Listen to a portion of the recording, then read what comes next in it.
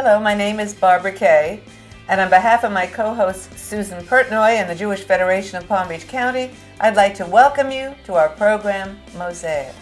Our special focus today is the opportunity to help empower the future of women. We'll be back with our program and our guests after this brief message.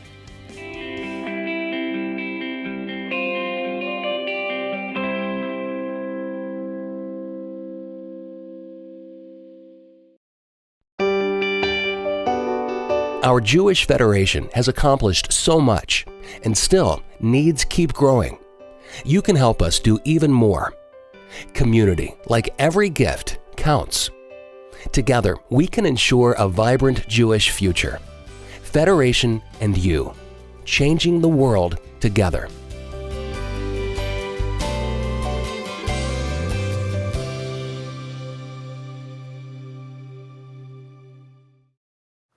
Welcome back, and welcome Eileen Berman. Thank you, who's Susan. the founding co-chair, trustee, founding chair, Yes. of the Jewish Women's Foundation. Thank you. And Tammy Baldinger, the executive director. Welcome. It's a pleasure to have you join us, and congratulations on your 10th anniversary luncheon. Now, educate, elevate, and advocate is your mantra. And if I understand it correctly, the Jewish National Foundation is a fund for social change, and you help empower women for economic and social equality. And you're also a partnership program of the Jewish Federation. But Tammy, can you give us a real in-depth explanation of your mission? Well, you hit the nail on the head. Our tagline, Educate, Advocate, Elevate, is what we do. Our mission is to empower women and girls, and through empowering women and girls to create social change. Everyone knows that if you lift up women and girls in a community, the entire community and society benefits. So our mission is to work towards social and economic equality, create an environment where we can change behaviors that prevent barriers to women and girls, that all women and girls should be safe, have the opportunity to achieve their full potential. We promote leadership, and we, as you so accurately said, we are about social change, finding the root causes of problems, funding innovative projects, being a voice for the voiceless, finding a way to empower all women, especially the most marginalized women in our society. And we fund locally and globally, locally and in Israel and around the world, to empower women and girls. And Eileen, why is this such an important effort? Well, I think studies have shown that women and girls tend to be less equal and have less opportunities in society. Our focus actually has been on Jewish women and girls, underserved Jewish women and girls. We've taken time in our organization to educate ourselves about those issues that cause women not to reach their potential, and we've made important decisions about which areas we want to fund. And it's not just empowering to make the changes for the women that we serve, but for ourselves as women, as leaders, to be empowered to make decisions regarding our own philanthropic dollars, how we want it to be spent. So the women trustees of the Jewish Women's Foundation have the opportunity to be involved, hands-on, in the grant-making process. So educate. We have programs where we learn about the issues that are preventing women and girls from meeting their potential. We advocate because we find issues that we think are important and our voices are heard in the community to make change in behaviors and attitudes. And we elevate because hopefully, as Tammy said, we are making changes that will be permanent for the future to benefit all people. Can you tell us some of the programs that have benefited from your agency? Well, over the past 10 years, we have given away over $1.3 million in grants, and we fund, every year have difficult decisions to make, because we funded, in Israel, for instance, there's one issue that is specific to Jewish women and girls, and that's an issue that surrounds all of family law issues in Israel, the problem of the agunah. The get. Yes. There are many, many Jewish women who are at the mercy of men who want control over them, have abused them, whatever the reason that they're refusing to allow these women to get out of these bad marriages. So they are victims. Agunah means a chained woman. They are stuck in these marriages and they can't get out. There's a lot happening in Israel around these issues, and whatever happens there affects all Jewish women. So we have really moved the dial. We have given amazing grants to wonderful organizations in Israel that are creating change on the ground and making change for all Jewish women. That's wonderful. And how about locally? I know you do a lot of things with seniors. Yes, we did a really interesting project where we identified the needs of senior women in the community and created a senior resource guide and website that's now being managed by Kramer Senior Services. In our early years, we really wanted to do something on violence prevention. We're about looking at the causes of problems and getting to them to prevent them from happening in the first place. So we found a program that actually trains teenage girls and now boys on how to have healthy relationships, how to prevent becoming involved in an abusive relationship, or knowing how to identify an abusive relationship. And those kids go out into the community and train their peers. It's been a very successful program. Jewish Family and Children's Services has been running this program for years. They are our partners, and it's been a tremendous success in the community. Called the Teen Training Program. It's Relationships and Decisions. It's a teen peer-to-peer training program to prevent violence. That's really wonderful. Now, can you tell me about some of the successes other than the Teen Trainer Program? Well, can I tell you what happened 2 days ago? Yes, I'd love to hear about that. Because, last year as we were entering our 10th year, we decided to go through a re-envisioning process. With Eileen at the forefront, we are a very forward-thinking group. It was time to take a look at everything we do and make sure we're doing it in the most professional, most transparent, and most effective way. So we re-envisioned, and one of the things we did is create an advocacy committee. We've always been giving incredible grants, and we've funded advocacy, but we haven't actually engaged in the work itself. And this past Tuesday, we co-sponsored a county-wide symposium on domestic sex trafficking. We funded sex trafficking. We knew that it was happening globally. Women and girls were being sold for sex around the world, and in Israel. Yes, but domestically?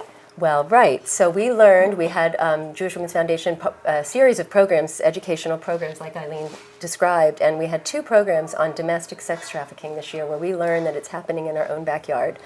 These are our girls and our women in our community that are being trafficked, and we decided we had to do something about it. It's one of those issues, the more you learn about it, it's so horrific, you have to do something. So we co-sponsored a symposium with National Council for Jewish Women. We had 400 people there. We brought together over 20 organizations, secular and Jewish, to learn and raise awareness and take action. And everybody there left so energized and so ready to do something. And we had a petition. There's new legislation coming out. We had a survivor speak who was half Jewish. So when people ask if this type of thing happens to Jewish women, everything that happens to women and girls happens to Jewish women and girls too, and we learned that when we studied domestic abuse. It's the same thing with sex trafficking or any other problem facing women and girls. Jewish women and girls face the same challenges. It's really remarkable. Julie Cummings, who is also one of your founding trustees, Yes, helped organize this, didn't she? she is very passionate, and I'll quote her because the average age of a girl who is a victim of sex trafficking is 12 to 14. Oh my goodness. So Julie has said, and she's right, it is the worst form of child abuse, and she's very concerned about this issue. And yes, she's a great connector, and she was wonderful at helping. She's also our first intergenerational legacy trustee. Now that we're growing up, we are a grassroots group, and every woman who joins has an equal voice. It's an inclusive group, but we are also looking for other ways to create a foundation for our foundation, as a very wise woman told me. And I'm just so thrilled to say Julie is our first legacy trustee, and we now have a second legacy trustee, which I think you know is your mother. Yes, I do know that. So Barbara has announced that she has become a legacy trustee, which means she's creating a legacy for you and your siblings, your daughters. It's for life. Barbara, her daughters and granddaughters, in perpetuity, you are all now connected and trustees of the Jewish Women's Foundation, and we're very grateful. It's a very special opportunity, and I'm privileged to be able to be a part of it. Thank you. Eileen, where do you get your funding from? Is it just purely from your donors, or do you also... Up to now, Yes. it has been primarily through the trustees. And occasionally, we have been the recipient of gifts from a foundation. and also money that other trustees have given us for specific projects or programs. We are in the process now of expanding our ranks. We're going to announce today that not only are we looking to attract new trustees, younger trustees, and upgrade the level of existing trustees to either lifetime or intergenerational trustees, but we realize that the men in our lives, our business associates, our friends, people in our close network, when they feel our passion and they understand our mission, they want to support our efforts. So we are going to be much more focused. Is this a new initiative with the men? Yes, Oh. and I am going to make an announcement today. Tammy doesn't even know about this, but we have our first male donor. It's out. So it's out, but she doesn't know who it is yet. But we are going to get the ball rolling with that, and I think that's going to empower us even more. The power of women comes from binding together in great numbers and having dollars, big dollars. And our effort is going to be to maximize the potential we have to help underserved women and girls, Jewish women and girls, by trying to expand our bank account. Well, that's a great goal, and I think it's one that's extraordinarily achievable. What do you see as some of your future challenges? Future challenges. I think,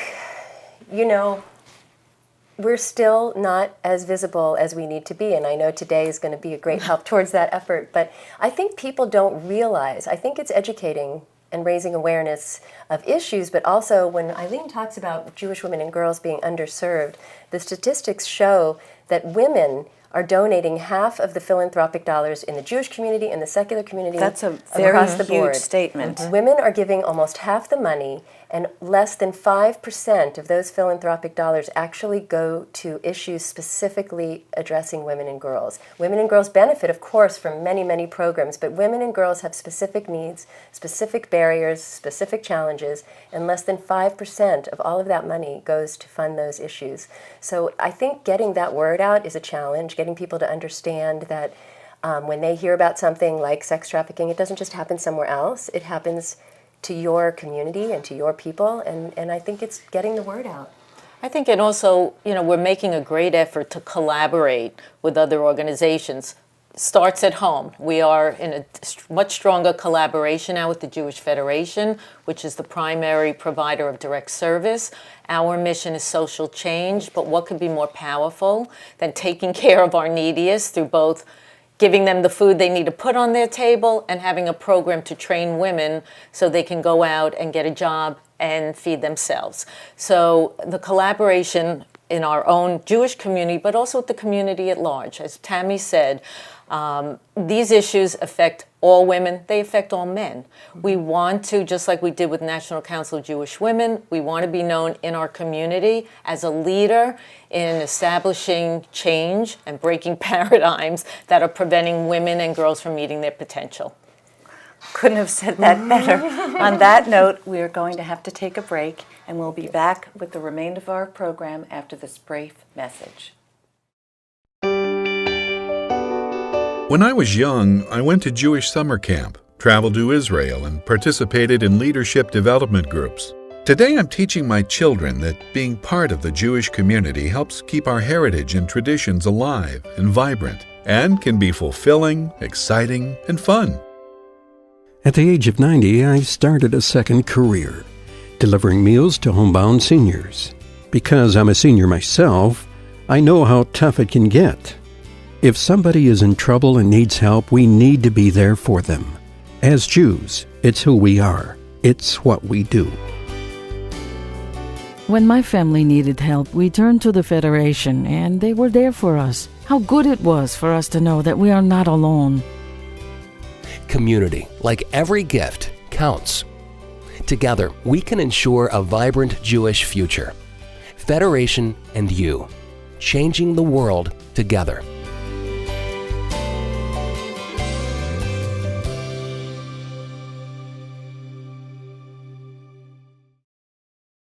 Welcome to Mosaic, Ruth Messinger, CEO and President of the American Jewish World Service. Wow. Thank you, Barbara. That's nice. Tell me, first thing, let's get everything straight. What is the American Jewish World Service? Explain it. American Jewish World Service is the foremost leading Jewish human rights organization that works on global issues. So we take the Jewish commitment to pursue justice, and we identify who today is having the most problems with poverty, hunger, oppression, sex trafficking, and it's literally millions, billions of people in the developing world. And we work there. We work there with local groups. We help them to change their own lives. We help them pursue their own visions of justice. And then we work in the United States on policy change that will also help those people. When you have a program, for instance, you know this like in Darfur, or where you have been, or Haiti, do you have people on the ground there that help you? Well, I mean, how do you organize this? Okay, so that's a perfect question, because the answer is yes, I have people who are in charge of our grant making who work out of the New York office. And in every country, every one of the 19 countries where we work, we have one or two in-country consultants. But the people who do the work are the local people. I see. There's an organization in Haiti, Femmes Décidées, which is about empowering women to take control of their own lives, empowering women to be able to have title to their own land, empowering women to fight against gender-based violence. So it's the women at Femmes Décidées, it's the women in 500 different grassroots organizations, women and men, who are doing the work. Do the work for. Well, what do? They come to you for help, or how do you get involved with this? Well, we find out about them through other groups that we're supporting, through our in-country consultants, and it's a group that's already doing work. They've decided that they should form a farming co-op and trade materials and agricultural information. They've decided that they are determined to keep their girls in school or to stop the horrendous practice of child marriage, forced early marriage. They already know what they most want to accomplish, and they've already begun to do the work. And what we do is we find them, partner with them, fund them, and offer them ongoing support, training in how, in a sense, to receive funds and be accountable for those funds. And then we evaluate with them. I was just going to ask you about the evaluation. We do ongoing evaluation, and some piece of the evaluation is statistical. How many women did they reach? How many girls stayed in school? Some piece of it is a little harder to measure, but it's like, what are changes in human rights in this country? Are more women rising to positions of visibility? Is a law, for example, in India, where child marriage is rampant? Really? 47% of the women in India were married before the age of 18. And we're talking about some of them before the age of 9. We're talking about horrendous practices. But in India, early marriage is against the law. Really? Yeah, but the law is not enforced. But it's not enforced. Yeah. So now we're working with women's groups, community organizations, some men who are saying this is a practice that has to stop. It's being pursued for the wrong reasons. There are ways to help families without having them literally have to sell their daughters into marriage. And we support those groups because we have discovered that it's the people on the ground who know best what their biggest problems are and how to tackle them. Yeah. How did this whole thing evolve?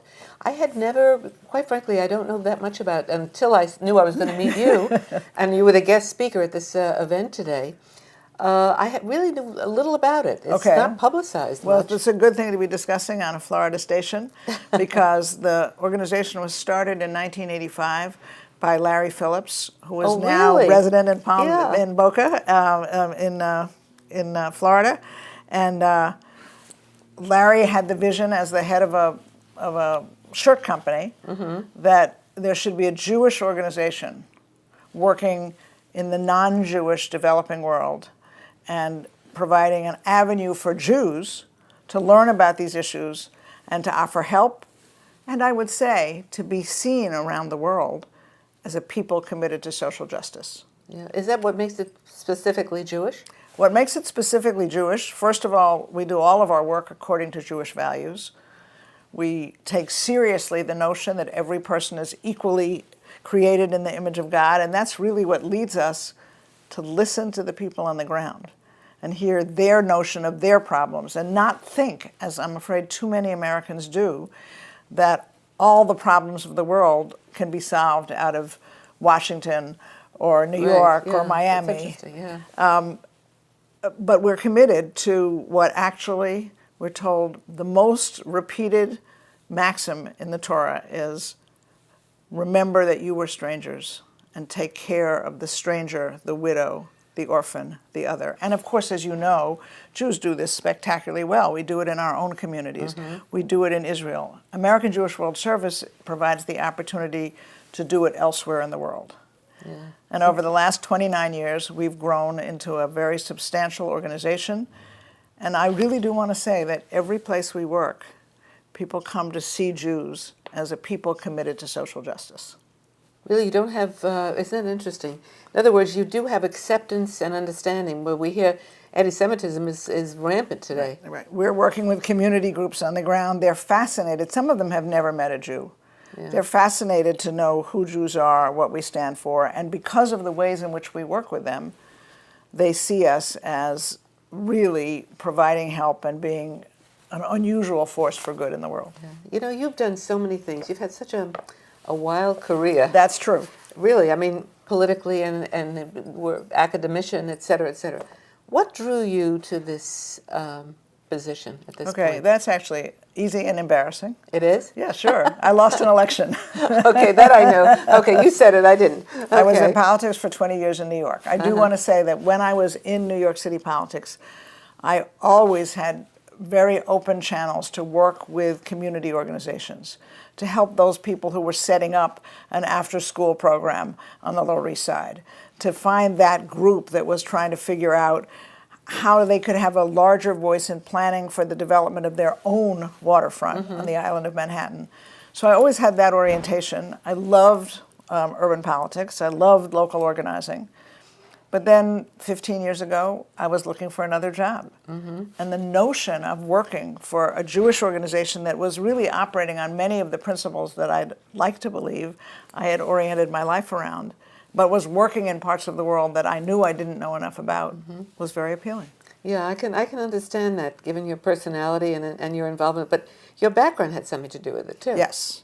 I'm a very fortunate child of a woman who worked full-time in the Jewish community at a time when a lot of women didn't work. My mother was the director of public relations, radio, and television for the Jewish Theological Seminary. For some of your viewers, this will make a connection. My mother was the co-producer of The Eternal Light. Oh my goodness! Right? Which was yes, the first I'm glad you mentioned that. radio and television program That's about right. the Jewish community. And actually, my mother's dad, my maternal grandfather, whom I knew very well, was the first executive director of Federation in New York. Really? So I come by all of this like right through my DNA. Yeah, but I think you like the social, the concept of the social humanity of what you do. Right. I mean, No, it's very basic. It's very simple, and it's very engaging. And you make a difference, and it's incredible. Right. I thank you very much for that. But what I want to say is, yes, the organization makes a difference, and it is something I've always been about. But what's most exciting is people we help on the ground are making a difference. I mean, I'll give you one dramatic example. We were the first supporters of a woman named Lema Bowie in Liberia, who ended the Civil War, and this is now not an exaggeration, ended the Civil War by organizing a sex strike on the part of the Liberian women. This is a true story. Really? That's amazing. And she then wanted to teach other women and girls about her work making peace. We funded her starting in 2007, and in 2011 she won the Nobel Peace Prize. Wow. Now, not all our stories are like that. Give me another one. I like that. We fund an amazing woman in Kenya. Her name is Ikala Angale. She discovered that the community in northern Kenya from which she had come originally, which is called Lake Turkana, so I think the second largest inland lake in the world. Okay, so this is a complicated one. Ethiopia, the government of Ethiopia, neighbor to Kenya, decided to build a dam to create hydropower. Now that's a good thing to do, but the way they planned the dam would have blocked up a river, stopped the flow of fresh water into the lake, lowered the water level in the lake 30 feet, and put 450,000 indigenous people who were farmers, fisher people, and herders around the lake from being able to pursue their livelihoods. and ICAL organized every one of those Yeah, but with tribal your help. communities with our help. Yeah. And it stopped the World Bank funding of the dam. Do you know what I worry about? The future. I worry about the young people today being socially involved this way. I mean, we were raised that way. We were very conscious of what was happening. We marched for the right issues, et cetera, et cetera. But I don't see that happening today as much. Do you? I think there's a swing back. Do you? The Pew study says that so many people, including so many young people, think of social justice when they think about Judaism. We want them to have an avenue to pursue that. And I'll tell you what we're doing right now. We've just launched a campaign which we think will engage large numbers of those young people. It's called the We Believe campaign, and it's to work in the United States against the worldwide problems of violence against girls and women, hate crimes against LGBT populations, and this practice of forced marriage. So anyone who goes on our website, ajws.org, look for the We Believe campaign. Help us right now convince Congress, convince your Florida legislators to support the International Violence Against Women Act, which would tremendously help these women and girls, as I said, many of whom have started their own organizations Really? To fight against the overwhelming prevalence of violence against women in their communities. You know, when you speak today, what's the impact that you'd like to leave on the group that's coming to listen to you? Well, several things. I really want them to know about our work. It's exactly what you said. And this is a group, this amazing Jewish Women's Foundation It is. in Palm Beach, which is so committed, as you know from your other guests, to the idea of social change. So I'm going to be asking the guests at the luncheon to just broaden their circles. So to continue the amazing work that they're doing in Florida, to continue the work that they've done and funded in Israel, and to think about these women in the rest of the world, to think about a woman who's spent her life being abused by her husband, who hears a radio ad from one of our grantee organizations and discovers that there's a way out. And I'm going to ask them if they'd like to travel with us and see some of this work firsthand. I think you hit the nail on the head. It's such a pleasure. It's my pleasure, Barbara. Really. Thank you. Keep Great it up. interview. Thank you very, very much. Susan, I thoroughly enjoyed this program. I loved what the Jewish Women's Foundation does. It's amazing. It is remarkable, and Ruth Messenger is the quintessential example of social change. Isn't that the truth? Yes. I loved it. Anyway, thank you for being with us, and be with us again next week when we have another look into the Jewish world. Goodbye from Mosaic.